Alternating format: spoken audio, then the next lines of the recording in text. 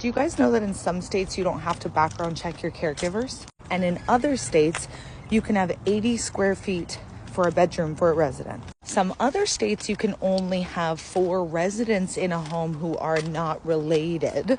And in other states, you don't even have to take a test to become an administrator. You got to be 21 and have a GED. That's it. You know, people ask us why they should come to a national coach like us instead of a local coach. And those are the reasons. Maybe you live in a state that doesn't have very strict rules about opening a care home, or some of the rules are just like, do you really want to abide by that?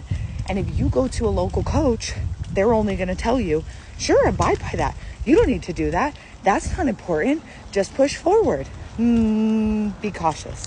For the last 11 years, we've studied all 50 states, even Mexico, Canada, and Australia, to find every single rule and regulation in all of these places. And what have we done? Pulled them all together and basically said, this is the best of the best, the highest of every state guideline in one place. And if you follow this, not only will you knock your state or local guidelines out of the water, but you will literally be the best home in your entire community. So when you go to a local coach, they don't necessarily know what other states require or what might be best practice. But when you come to a national coach like us, we're the ones who can really give you that perspective to say, hey, you should probably look at this, even though it may not be required in your area. But do you really want a caregiver who doesn't have, training? Do you really want square footage that small? Do you really want all of these things matter? We also created the only national association that represents all group homeowners, whether there are students or not. There was no national representation until we created this association. And why that matters is this.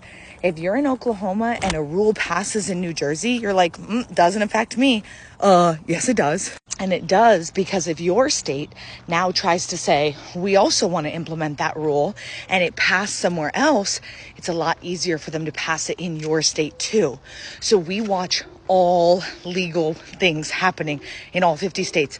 So when there's something that we need to stand up and fight against, we have the numbers to actually stand up and say, no, don't move forward with this. This isn't beneficial to RL owners. We have that voice now. We're the voice in the industry for you. If it passes in one place, it's a whole lot easier to get it to pass in other places.